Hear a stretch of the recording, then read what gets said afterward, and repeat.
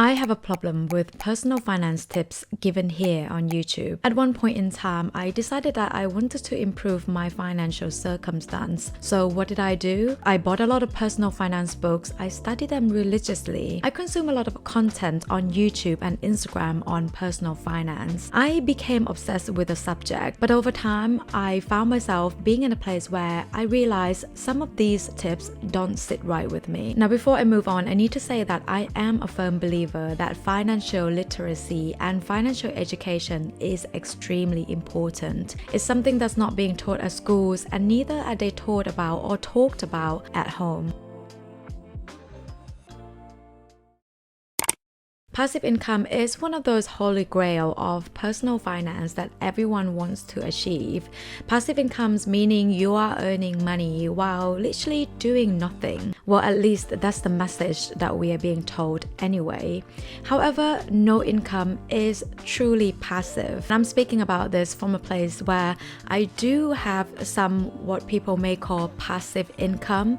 I do have a YouTube channel. I do have digital products. So I'm talking about this as someone who has direct experience in this so-called passive income. I think what people mean, or what people should say when they talk about passive income, is that they are actually not really earning money from doing nothing. The whole idea of passive income that they're talking about is that they are actually increasing the amount of money they're paid based on the time that they spend. For example, if you have a full-time job working 40 hours a week, earning $52,000 a year, that means you need to spend 40 hours a week in order to earn $1,000 a week. But alternatively, you can earn other sources of money that you may be able to put less amount of time into it once it is set up.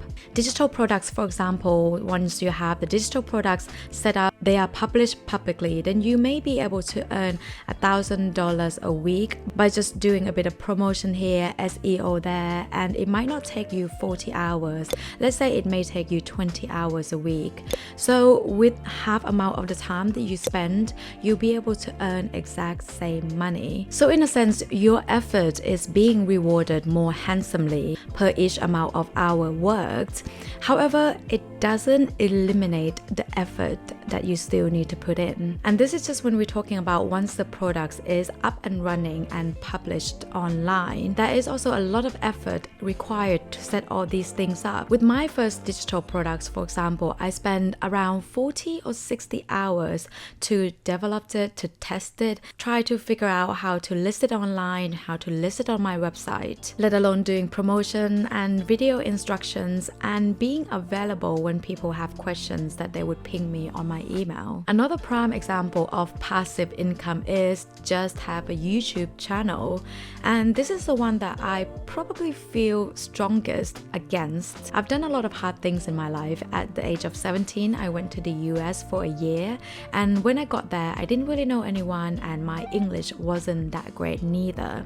And you know, that was difficult. None of these is as difficult as starting and maintaining a YouTube channel. The amount of physical work spent filming a video, editing a video, the amount of mental work that I need to spend thinking about what people want to see, trying to be creative. I am a big fan of generating multiple streams of income. However, we need to understand that none of these income are ever truly passive. Or even better, a millionaire. So let's dissect this. Now, millionaire, what type of millionaire are we talking about? It is really important to understand the differences, because most of the time when we see the title or the thumbnail that say millionaire, we have in mind our own version of what a millionaire should look like, and we also assume that the video is going to be about that type of millionaire that we think it is. You can be a cash flow or income millionaire, which is someone that earns $1 million every single year in income or in cash. And I am able to bet you that most of the time when we see the word millionaire, this is a type of millionaire that we are associated with. The millionaire lifestyle, the private jet, you know, the big house, with a swimming pool. This is the type of millionaire that a lot of people who watch the millionaire videos are aspired to be. The second type of millionaire is the net worth millionaire. A net worth is simply your asset minus your liability. An asset is, for example, the house, your luxury watches, the cash you have in your saving, or your stock investment. Liability could be remaining mortgage that you still have to pay back for the house, or some of the loans that you may have. Now, this type of millionaire is, to be honest, fairly common, especially if you are in your 50s or 60s.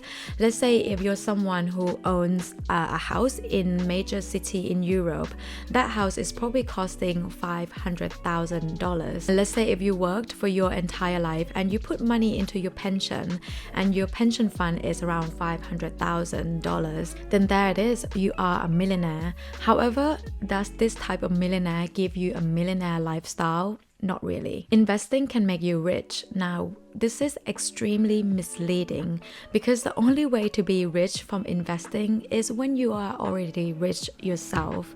There is an old English saying that it takes money to make money, which means that in order to get a big return, you need to put a lot of money or big investment in to begin with. So for example, if you invest $500 every single month for the next 30 years with an average return of around 5%, your investment will grow to $420,000, which is still quite impressive, but not really making anyone's rich. However, if we stick to our point that it takes money to make money, let's say instead of $500, you're investing $5,000, your investment will turn to $4 million. So just the act of investing is not going to make you rich unless you have a decent income to invest already.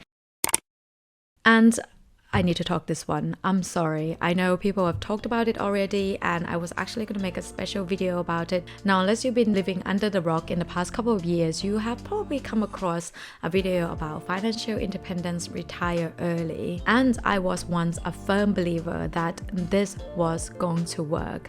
This was going to be my holy grail for my future. Now, there are two parts of FIRE, and the first one is financial independence, which means that you can live a normal, happy life, meeting all your daily obligations without having to rely heavily on your paycheck. Now, this part of FIRE, I think, makes sense and something that everyone should strive for. The second part of FIRE, which I have a big problem with, is the retire early. And the first problem I have is actually the maths, because the principle of FIRE says that you can withdraw 4% every single year from your nest egg. So for example, if your nest egg or your investment in stock market is $1 million, that means you can withdraw 4%, which is $40,000 every single year, and you can live off that million forever. You only have to look at what is going on this year to know that this 4% rule doesn't work. The UK is now facing this trend, which is dubbed as the Great Unretirement, which means that older people, older generation who already retired, now having to come back to work due to the cost of living crisis. Stock market is extremely unpredictable. In fact, no one is ever able to predict what's going to happen in the stock market tomorrow, the day after, or next week. So to say that you can have your nest egg of whatever value and withdraw 4% on that every single year, that is just unrealistic. Another problem that I really have with is the people that are actually promoting FIRE on social media, saying that they quit their 9-to-5 job, they now retire, and now they're just living off their investment. However, these people are actually earning money from creating content online. And as we already discussed before, creating content takes effort and work. So for me, this is more like a career change rather than a retirement. Quitting school or university to become an entrepreneur. Now, this is a very dangerous narrative. Statistically speaking, 90% of startups fail. So to tell people to quit school, quit their education, university, to become an entrepreneur, to start a business, is not really setting them up for success. You also need to be aware that there is also a survivorship bias here.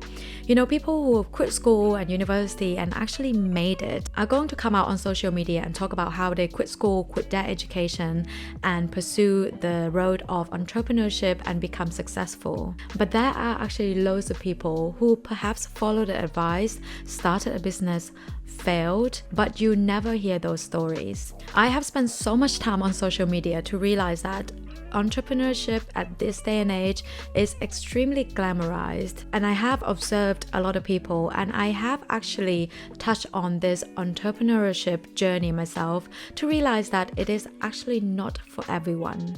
So again, we need a balanced view on this. Not every school leavers, not every university leavers are going to make it as a successful entrepreneur. And that's something that we need to bear in mind when we consume this sort of narrative. Now, I know that the tips given by these personal finance gurus or personal finance personnels are not intended to be given out in a malicious way. We need to understand that there are always two sides of one story, and that one person's success may not translate into our own personal success. For me, I absolutely love the topic of personal finance. It is a big part of my personal improvement journey, and I will continue talking about personal finance on this channel. However, part of being financially educated is having a real understanding and a realistic expectation on what could happen to your own personal finance if you follow some of these tips. I hope you found this video helpful in some way, and I will see you in the next video.